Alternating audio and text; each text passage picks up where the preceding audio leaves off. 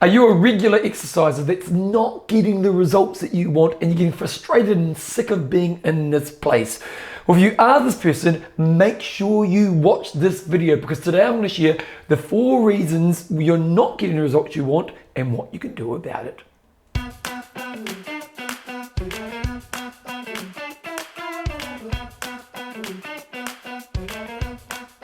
Since working in fitness since 1999, I always think there's different types of fitness people, but one I'm always curious about is the person who's got a really good fitness routine, are really consistent with their fitness routine, but aren't actually getting the change that they want. And I see this a lot, and a really good example of that is the weight loss person. If someone who'd like to lose a bit of weight, and they've actually got a really good exercise routine in place, but they're not losing the weight. Or it might be someone who's trying to get fitter or faster, but they're not getting fitter and faster, and so on. And what's really interesting about this person is they've got certain components in place. Like, they're actually really good at turning up, they're really good at doing the exercise, they're really good at certain components, but they sometimes lack a few key components that can make a massive change on them achieving the results that they want. And I suppose the thing is, if you're going to commit time to something, surely you want the results. So with this in mind, I want to share 4 tips or 4 things that people aren't doing that can actually help them achieve their results. And the first is they have no mental prep process. They have no mental prep process. What do I mean by this? Well, if you want to get to the next level in any area of your life, you have to get good at going to uncomfortable. So like in a workout, you have to get to that place where at times you've got to get to a level that's uncomfortable and asking more of yourself. On a diet journey, you have to get to a place where you've got to eat less food at certain times. So there's these moments of getting uncomfortable. And sometimes I find for the person who's not getting the results, it's almost like turning up is good enough. Like turning up to the gym and doing my workout and pushing the weights or doing the cardio or doing a class is enough of a tick of the box.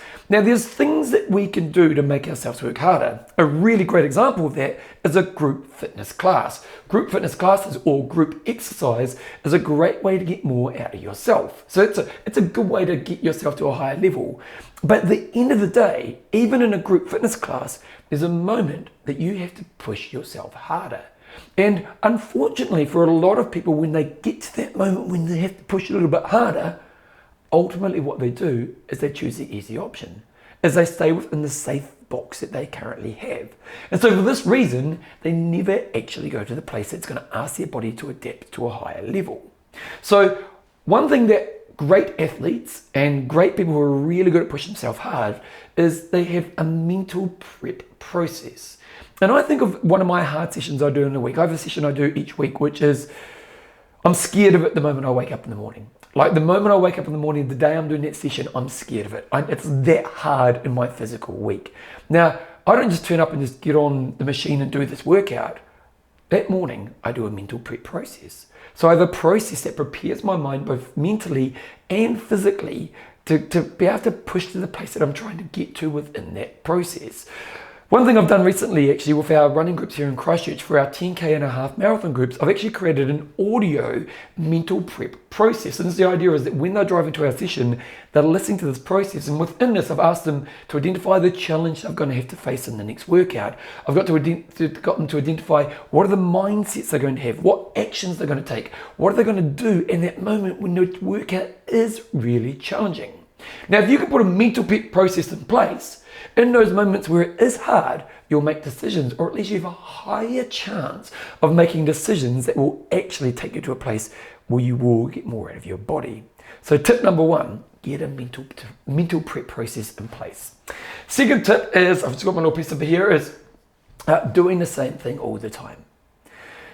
We see this a lot, and we see this in a couple of ways. It's always doing the same workout or always doing the same intensity within the workout.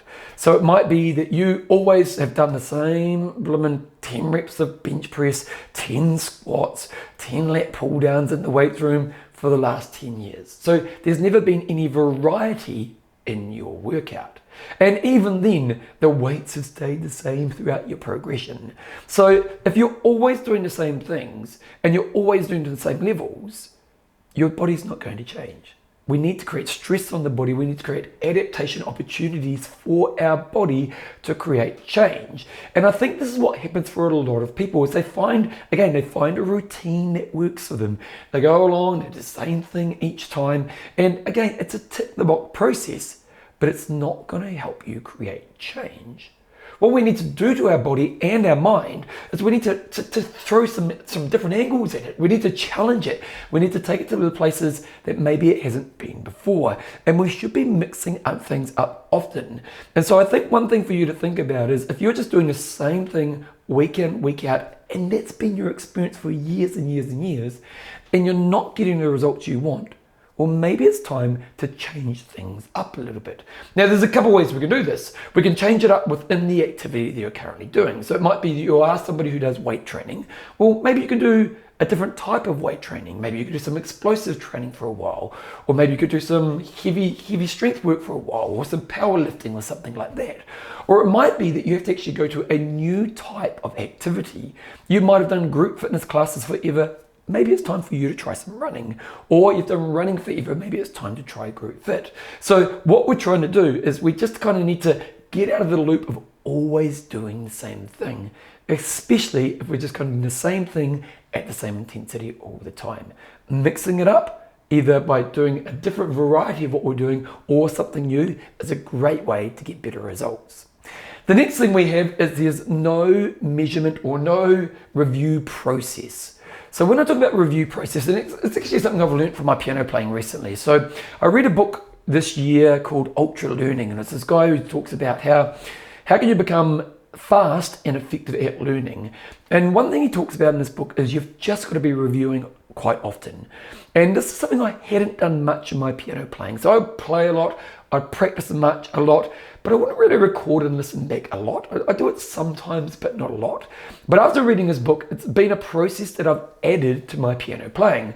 And basically what I tend to do is I tend to record my playing probably every 2 sessions now. So I'll do a session, I'll work on it, and then the next session I'll do it again, and then I'll record it and I'll play it.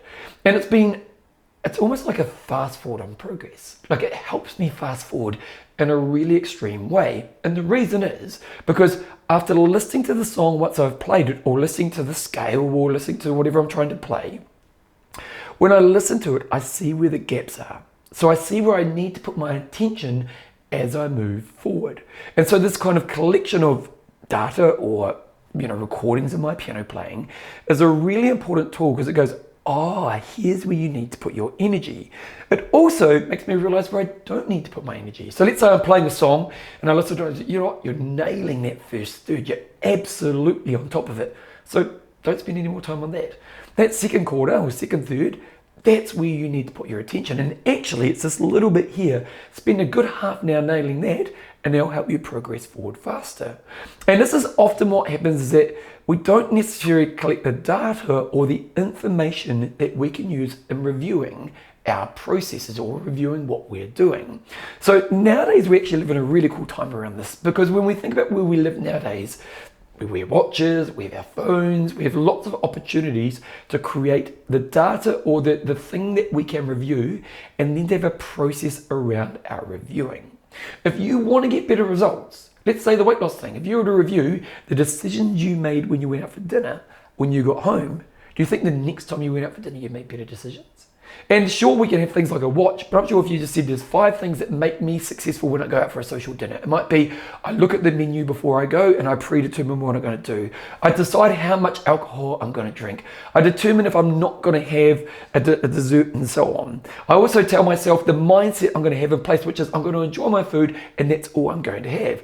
If you had a bit of a process around that and then you reviewed it when you got home, and do you think you'd be better the next time you went in?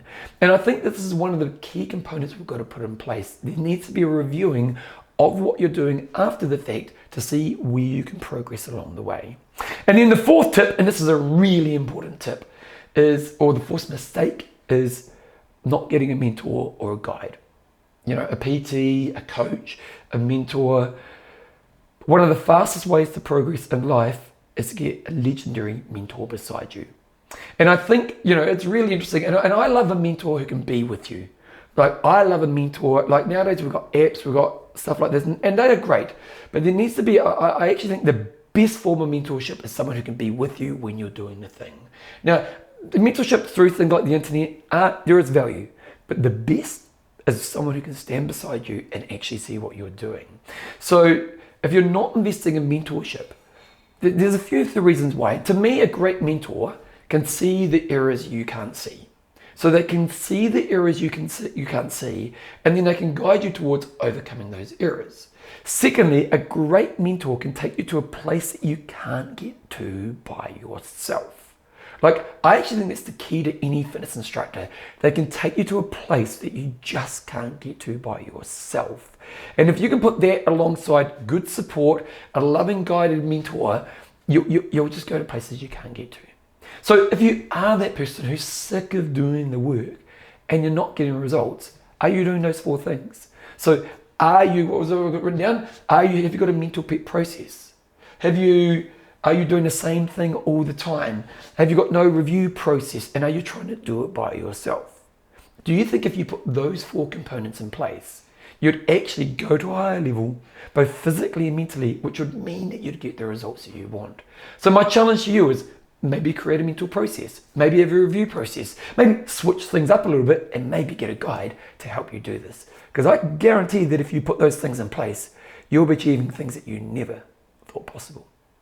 If you enjoy my pieces and you want to bring exercise into your life, you need to check out my book, I Will Make You Passionate About Exercise. This book is designed to be a step-by-step journey that teaches you the right lessons and experiences to guide bringing exercise into your life, not just for a moment, but where you get to the place where you have a long-term love of exercise. So you get fitter, you get healthier, you have great stress releases, and you feel amazing about yourself. This book has been hugely successful, getting to the top 10 in the world for health and fitness books. So if it's time for you to bring health and fitness into your life, go to Passion About Exercise, click on the link, go through the process, and you can be starting your journey of finding your love for exercise really soon.